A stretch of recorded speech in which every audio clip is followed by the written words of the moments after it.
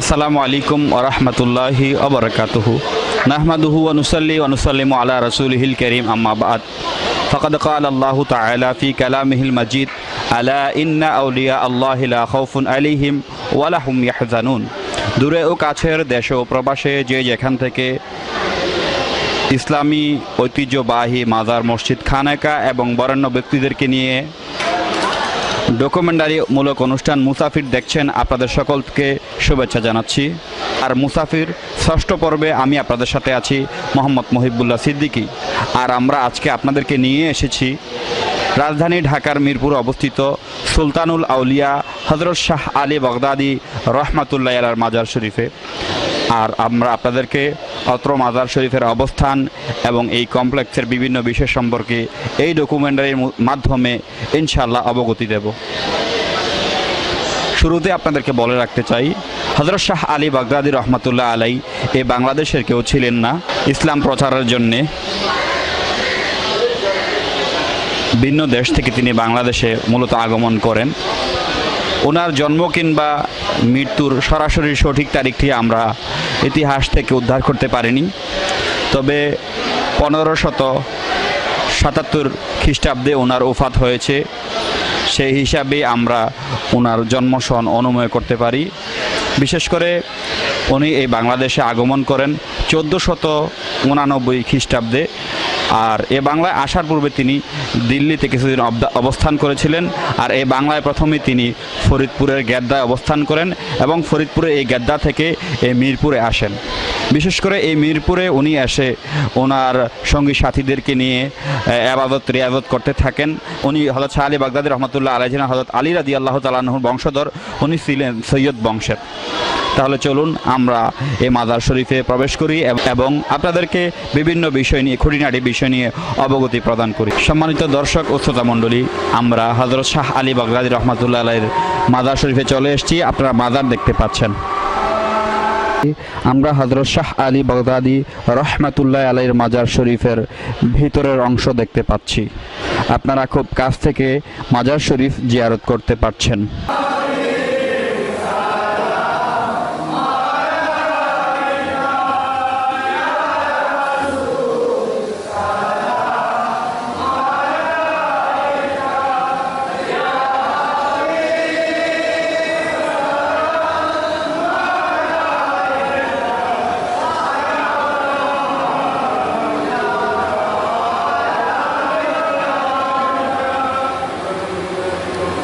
Shah Ali Baghdadi রহমাতুল্লাহ আলাইহির মাজার শরীফের প্রধান গেট তথা প্রবেশপত্রী আমরা দেখতে পাচ্ছি। আপনারা প্রধান ফটক, প্রধান গেটটি দেখতে পাচ্ছেন।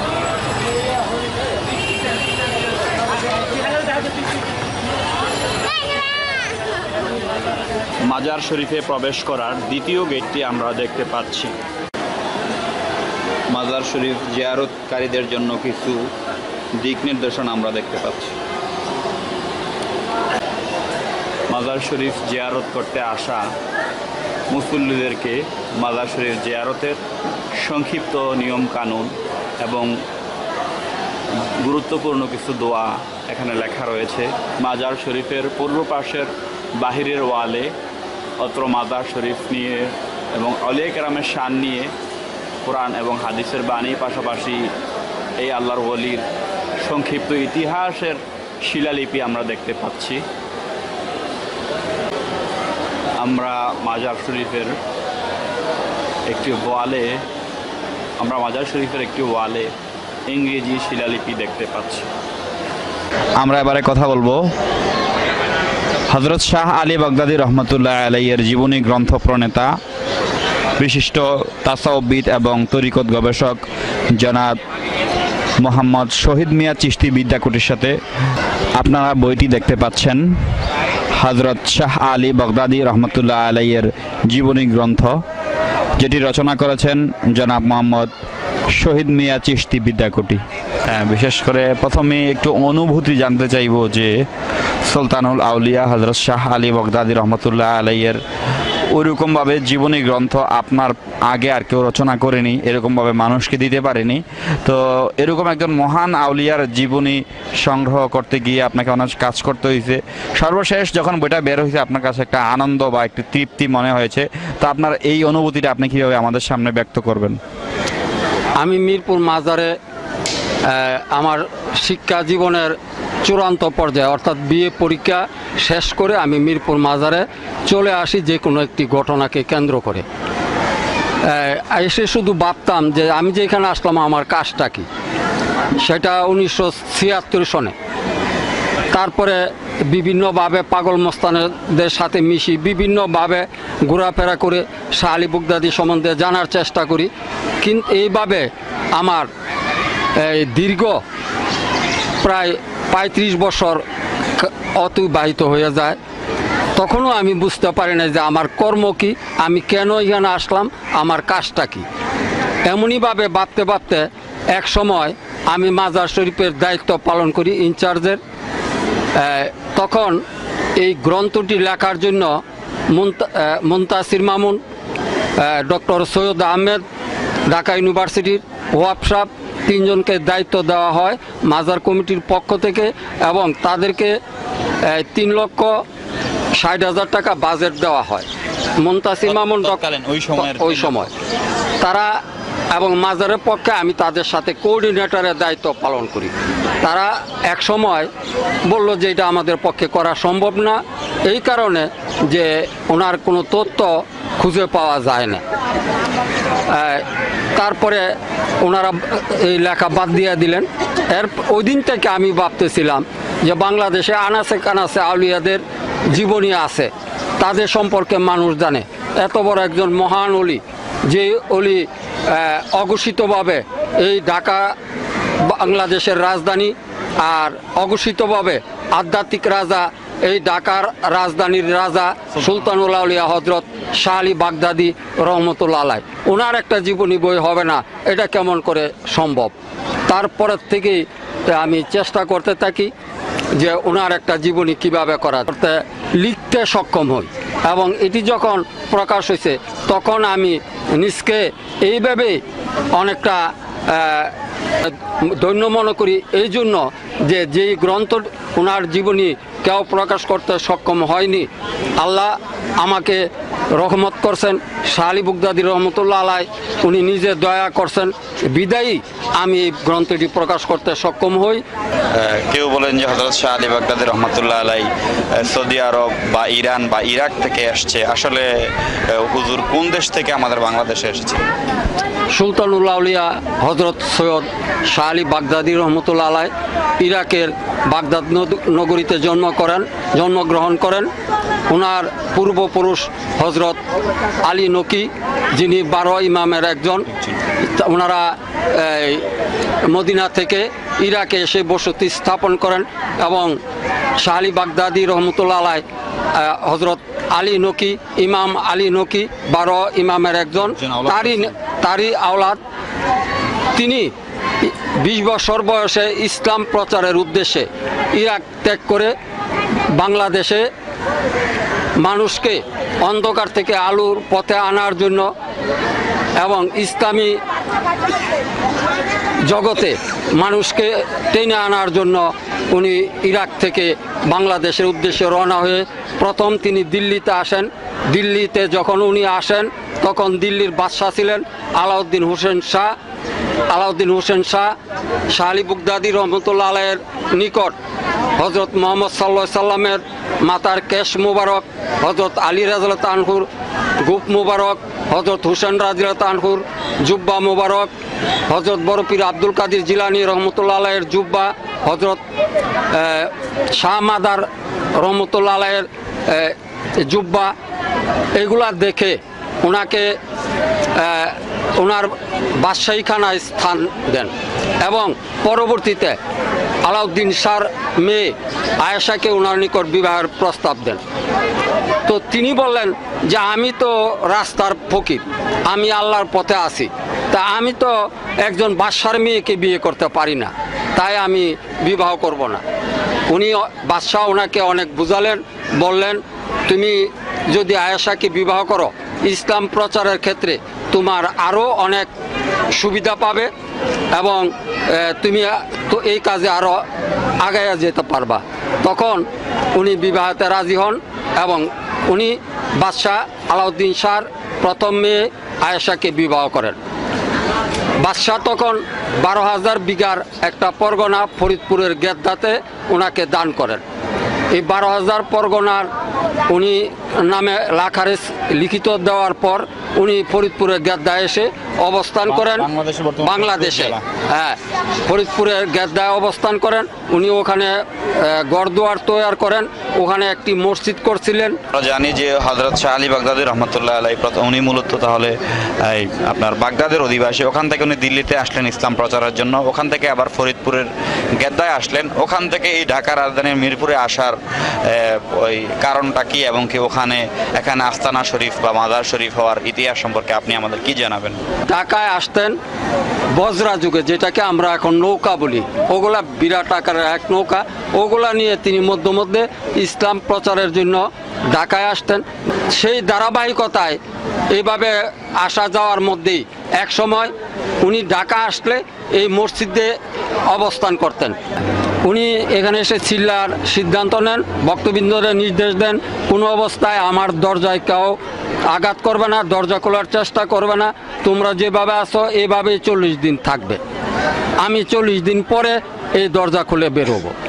কিন্তু 38 দিন গত হওয়ার পরে এই ভক্ত এবং শিষ্যবৃন্দরা ভিতরে কিছু রাত্রের বেলা হইচই আওয়াজ, কান্নাকাটির আওয়াজ শুনতে পাচ্ছেন।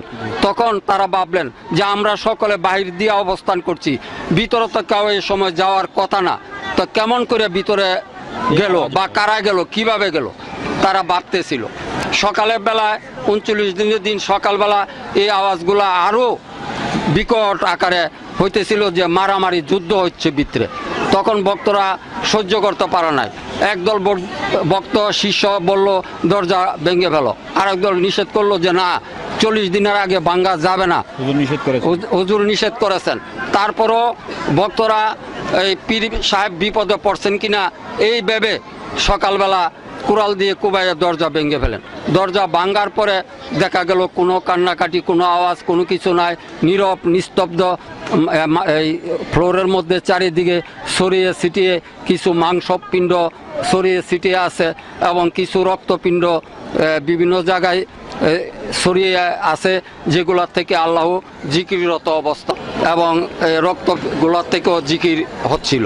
তখন ভক্তরা সব অজ্ঞান হয়ে যায়, হায় হায় করলাম কি। এমনি অবস্থায় আবার শুনতে পেল যে এগুলা যেখানে আছে সেখানেই তোমরা সমাহিত করো। তারা বুঝতে পারলো যে কণ্ঠটা শাহ আলী বাগদাদী রহমতুল্লাহ আলাইহি, তাদের যে অজ্ঞান অবস্থা থেকে জাগ্রত চেতনা ফিরে পেয়ে তারা এগুলাকে সংরক্ষিত করে বর্তমান যে মসজিদ সেটা এখানেই ওনাকে সমাহিত করা হয়।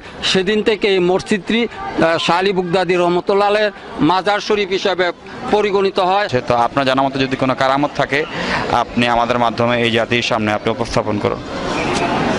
সুলতান আউলিয়া হযরত শাহ আলী বাগদাদী রহমতুল্লাহ আলাইহি যখন গেদ্দা অবস্থান করছিলেন তখন এই ওখানকার রাজা ছিল মরিশাস। তো রাজা মরিশাসের একটি মেয়ে ছিল যার নাম সন্ধ্যা। তো মরিশা শাহ আলী বাগদাদীর উপর বিরক্ত ছিল, মুসলমান ফকির এখানে এসে ইসলাম প্রচার করে, ওনাকে সরানোর জন্য বিভিন্ন চেষ্টা করতেছিল। তো শাহ আলী বাগদাদী তারে আরও খেপাইবার জন্য তার এক ভক্তকে বলল, যাও তুমি যাই মরিশা, রাজা মরিশাকে বলো যে তোমার মেয়ে শাহ আলী বাগদাদী বিয়ে করতে চায়। এই প্রস্তাব নিয়ে যাওয়ার পর ওই মুসলমান ছিলেন না, হিন্দু। তো মরিশা এই প্রস্তাব শুনে খুব গরম, মানে এইবার শাহ আলী বাগদাদীকে হত্যা করা ছাড়া আর কোনো বিকল্প পথ নাই। তিনি একটা মিটিং ডাকলেন। শাহ আলী বাগদাদী এই প্রস্তাব দেওয়ার পরে পরের দিন ওই রাজার মেয়ে সন্ধ্যা সে তার সখীদের নিয়ে বললো যে অনেকদিন বাইরে না, আজকে চলো তো একটু আমরা ঘুরে ফিরে আসি, মহলের চারিদিকটা দেখে আসি। এই কথা বলে ওনার সকল সখী সাথীদের নিয়ে বাইরে যাওয়ার পরে তো হঠাৎ এই সন্ধ্যার প্রস্রাবের বেগ হইলে উনি তার সখীদের বললো যে তোমরা একটু দূরে দাঁড়াও, এই সামনে যে জঙ্গলটা এর আড়ালে আমি যে প্রস্রাব করে আসি। ওখানে যে সে প্রস্রাব করতে গেলে ওখানে তাকে সাপে দংশন করে। ওই দংশনে রাজা মরিশাসের মেয়ে সন্ধ্যা ইন্তেকাল করেন, অর্থাৎ মারা যান। তা 3 দিন পর্যন্ত মরিশাস এই বাংলাদেশের সমস্ত উজাবুদ্ধ নিয়ে চেষ্টা করলেন আর বাঁচানোর জন্য। তাকে আর বাঁচানো গেল না, সুস্থ করা গেল না। 3 দিন পর তাকে দাহ করার জন্য হিন্দুদের নিয়ম অনুসারে, বাদশাদের নিয়ম অনুসারে ওই সব দাহ করার জন্য নদীর পাড়ে যাচ্ছিলেন। এমন সময় শাহ আলী বাগদাদী রহমতুল্লাহ আলাইহ মাজার থেকে ওনার আস্তানা থেকে একটু দূরে একটি 3 রাস্তার মোড়ে উনি দাঁড়িয়েছিলেন। তো উনি জিজ্ঞাসা করলো যে এই সব যাত্রা কোথায় যাচ্ছে? বলে রাজার মেয়ে ইন্তেকাল করছে, তাকে দাহ করার জন্য। তো উনি আগে বাইরে এসে রাজাকে বলল, এই মহারাজ, আমি তো আপনার মেয়েটাকে জীবিত অবস্থায় চেয়েছিলাম, আপনি দেননি। তা এখন তো আপনার মেয়েটা ইন্তেকাল করছে, মারা গেছে, তাকে পুরাইয়া দিবেন, না পুরাইয়া আমাকে দিয়া দেন। যে এলো মুসলমান ফকির, এ যদি আমার মেয়েকে স্পর্শ করে তাহলে আমরা 14 গোষ্ঠী নরকবাসী হব, কাজী দেওয়া যাবে না। রানী আর মন্ত্রী বলল, মহারাজ এটা করা যাবে না, আমরা দেখতে চাই।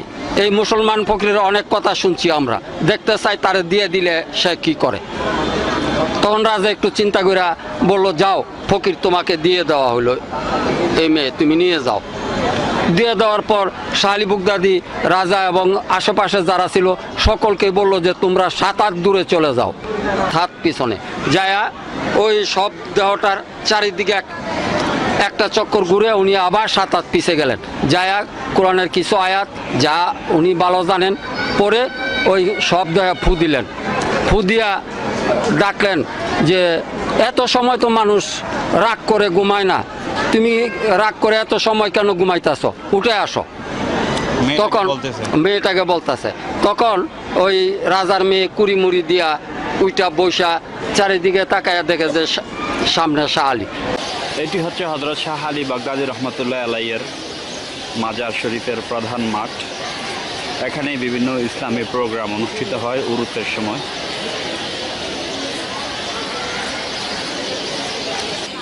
মাজার শরীফের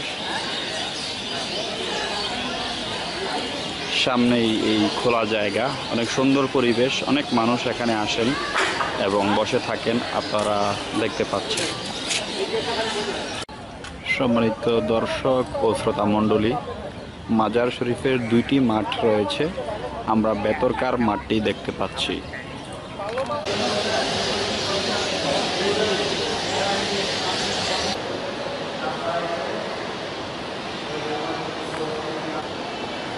আমরা হযরত শাহ আলী বাগদাদী রহমতুল্লাহ আলাইয়ের মাজার শরীফ সংলগ্ন বিশাল মসজিদ দেখতে পাচ্ছি এবং আমরা মসজিদের ভেতরের অংশে অবস্থান করছি।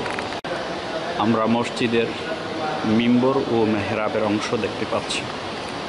এটি হচ্ছে মসজিদের উত্তর পাশের বারান্দা, আর বারান্দার এই পাশেই, বারান্দার একটু উত্তর পাশেই মাজার শরীফ অবস্থিত। মসজিদের জন্যে উজুখানা ভবন আপনারা দেখতে পাচ্ছেন।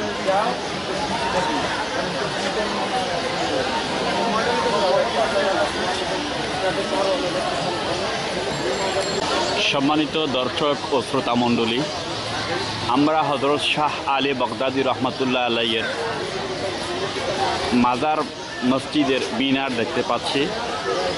অনেক উঁচু এবং সুদর্শনীয় মিনার।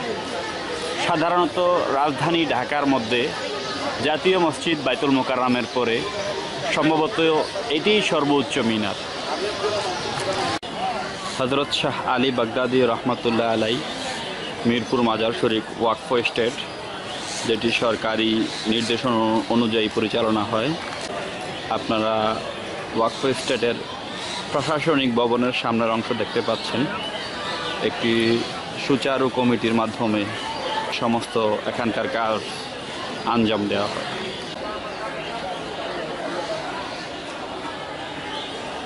হযরত শাহ আলী বাগদাদি রহমাতুল্লাহ আলাইয়ের নামে যে ওয়াকফ স্টেট রয়েছে, যে প্রশাসন কমিটি রয়েছে, সেই কমিটির অধীনে মিরপুর হযরত শাহ আলী বাগদাদি রহমাতুল্লাহ আলাইহি কামিল মাদ্রাসা একটি রয়েছে, ওখানেও একটি এতিমখানা, হেফজখানা রয়েছে।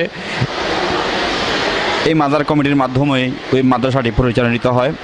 ঢাকা মেট্রোপলিটন এর শাহ আলী থানা। পাশাপাশি এখানে একটি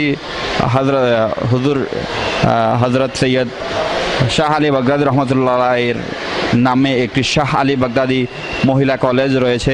পাশাপাশি অনেক মার্কেট রয়েছে, যেগুলো আসলে হুজুরের নামের বরকতের জন্যই এখানে করা হয়েছে। হজরত শাহ আলী বাগদাদি রহমতুল্লাহ আলাই কামিল এম এ মাদ্রাসার প্রধান গেটে আমরা অবস্থান করছি। এখানে মহিলাদের জন্য পর্দা সহকারে রয়েছে জিয়ারতের সুব্যবস্থা। আপনারা মহিলা জিয়ারতি গেট দেখতে পাচ্ছেন। এই গেট দিয়ে শুধুমাত্র মহিলারা প্রবেশ করতে পারে।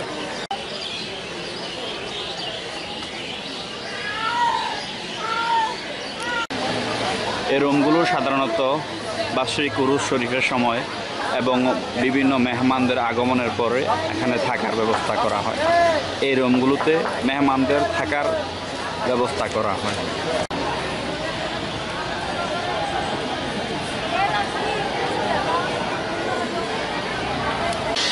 এটি হচ্ছে হযরত শাহ আলী বাগদাদি রহমতুল্লাহ আলাইয়ের মাজার শরীফের পূর্ব পাশে অবস্থিত ঐতিহাসিক সিন্নি গাছ।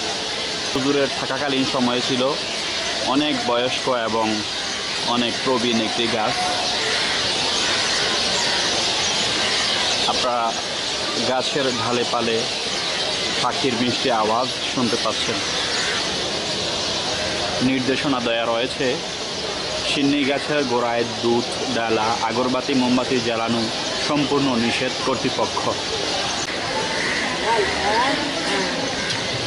আপনারা আমার পেছনে নিশ্চয়ই দেখতে পাচ্ছেন হযরত শাহ আলী রহমাতুল্লাহ আলাইহির মাজার শরীফের এটা হচ্ছে লঙ্গরখানা, অর্থাৎ এখানে যাবতীয় পাক শাকের কাজ করা হয়। আপনারা নিশ্চয়ই আমার পেছনে সারি সারি ডেক দেখতে পাচ্ছেন, যেখানে সাধারণত বাৎসরিক উরুস, সাপ্তাহিক মাহফিল এবং বিভিন্ন ব্যক্তিরা যখন বিভিন্ন এখানে যারা খানকা শরীফে অর্থাৎ এখানে এতিম মিসকিন যারা রয়েছেন, যাদেরকে খাওয়াতে চান, সাধারণত এখানে এই পাক শাকের কাজটা করা হয়েছে।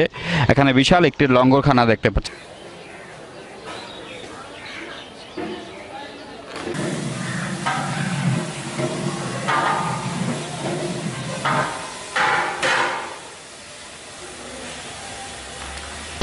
আমরা এবারে কথা বলবো হযরত শাহ আলী বাগদাদি রহমতুল্লাহ আলাইয়ের মাজার শরীফের প্রধান খাতেম জনাব শাহ মোহাম্মদ আব্দুল খালেক।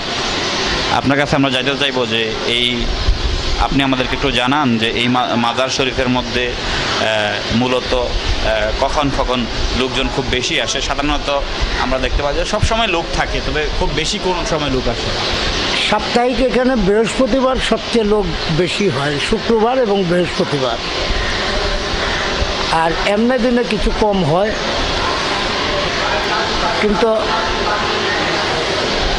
বাবার বাৎসরিক ওরস যেটা আরবি হিসাব জিলহজের পহেলা শুরু হয়, বৃহস্পতিবারে মূল ওরস হয় এবং বাদ ফজর এটা আখেরি মোনাজাত দেওয়া হয়। এবং আপনার সবরাত, মেরাজ, এই সর্বরকমের ইসলামিক জীবনে যা আছে সর্বরকম অনুষ্ঠান এখানে করা হয়। মিলাদ মাহফিল আমাদের এখানে হয়, ক্যাম্প হয়, সব কিছুই হয়। মাজার শরীফের মাধ্যমে বা মাজার শরীফের প্রশাসনিক কমিটির মাধ্যমে আর কি কি কাজ এখানে অনুষ্ঠিত হয়? এখানে সবই হয়, পরিচালনাই মাজার শরীফ কমিটির মাধ্যমেই হয়। এটা ওয়াফকা থেকে এই কমিটি আসে।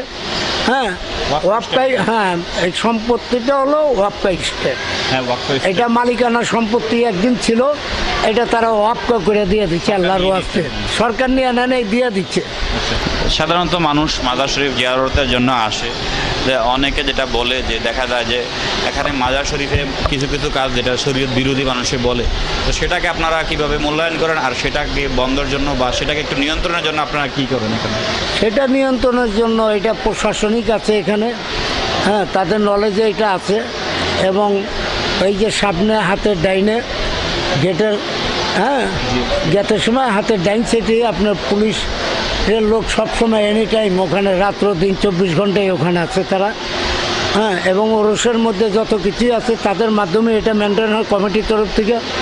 হ্যাঁ, তো আমরাও চাই যে হযরত বাংলাদেশের কোনো আউলিয়া কেরাম, বিশেষ করে হযরত শাহ আলী বাগদাদী রহমতুল্লাহ আলাইহির মাজার শরীফের সামনে অনেক ফকির দরবেশরা এসে অবস্থান করেন। আমরা তো আর কে ফকির কে দরবেশ এটা আমরা চিনি না, বা দেখা যায় যে সাপ্তাহিক বৃহস্পতিবার সহ প্রায় সময় এখানে সাধারণত দোল তবলা দোলবাদ্য বাজানো হয়, যেটা আমরা হয়তোবা শরীয়তের তরফ থেকে ওইরকমভাবে সাপোর্ট করবে না।